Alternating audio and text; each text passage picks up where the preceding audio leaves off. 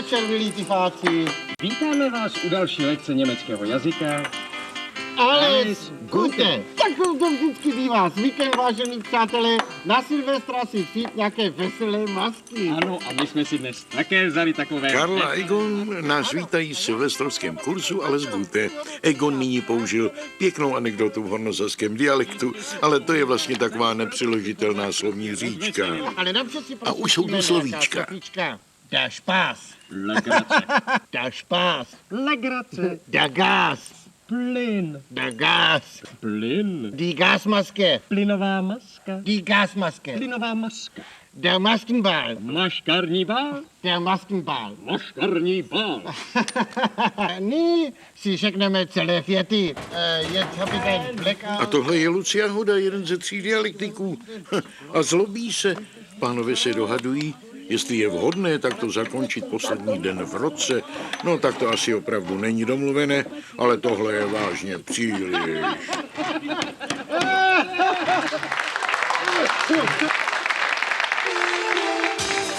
To je povedené. To je jak té anekdotě o dvojnících po stupňském dialektu, ale to se stejně nedá přeložit. Tady ve Friedrichstadtpalastu to bude asi ještě hodně zajímavé. Teprve teď tady máme naše dialektiky osobně. Dobrý večer! Egon omlouvá kolegu Karla, který měl malou nehodu při holení a tak musí dnes celý večer mít zavázanou hlavu. No, spat na žiletky, no. Der Wasserkopf! Dámy a pánové, Karel je nám tedy pro dnešek trochu zavázán. Jste, přátelé, pěkného dostali pod stromeček.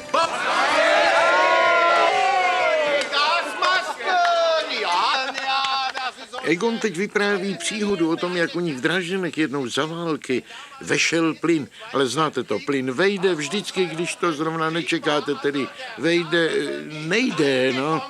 To je ten drážďanský dialekt.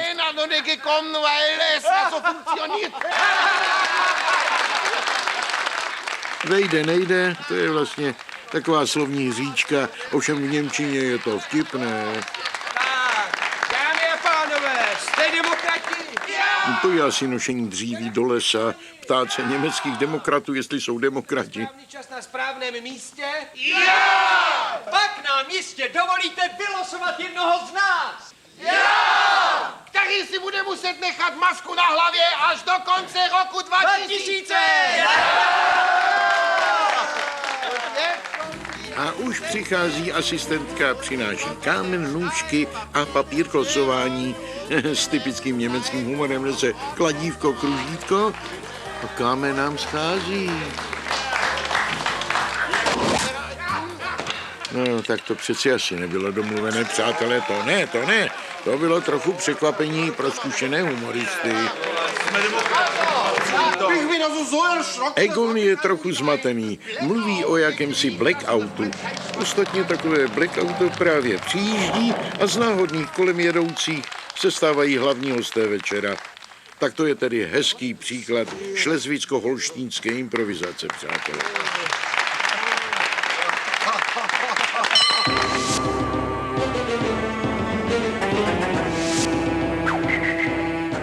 Právě teď je vhodná chvíle na očkování proti klíšťové encefalitidě. Včasné očkování, tvoje ochrana. Tak tady jsme se už dostali dál. To mi připomíná spíše dolnobavorský humor. No tak to jsme vám jednou jeli takhle do Lipska s divadlem E.L. Buriana. A kdo tam s námi nejel? František Filipovský a on vám tam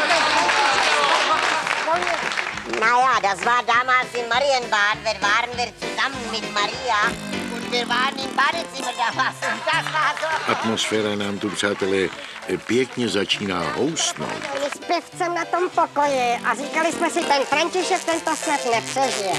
No a kdo tam nepřišel? Franta Smolík, Zdeněk Štěpánek a celá tato... Tak tohle jsem zažil ve 63. v Lipsku, ale tam to byl jiný plyn. Tak tohle je dnes opravdu maškarní se Dámy a vším pánové, a všudy. nakonec se naučíme hezkou písničku. A naučíme se nasazovat si masky. Tak, máte všichni svoji masku? Taková maska se nám totiž může chodit. Ano, kdyby někdo neměl, máme ještě jednu. Ahoj, já jsem Terry. Nemáš ještě jednu? Tak to je opravdu pěkné finále, přátelé. Ale to už je dnes ode mne všechno a nezbývá, než se s vámi odtud z Friedrichstadtpalastu rozloučit a popřát vám do nového roku alles Gute.